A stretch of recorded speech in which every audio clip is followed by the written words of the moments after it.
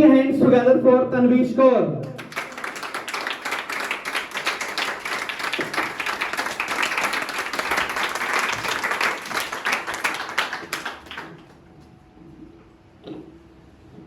Good evening, one and all present here. My name is Umesh Arora, and today I am here to express my views on the topic describe the one problem in India which affects our country the most.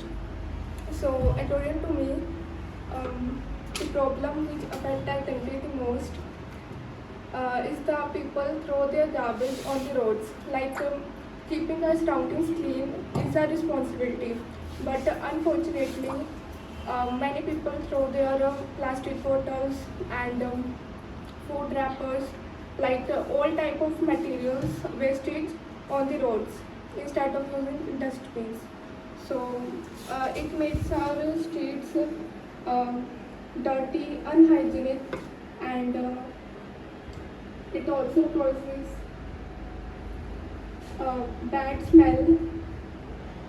It also pollutes the environment, and it also harmful for the human being as well as animals also.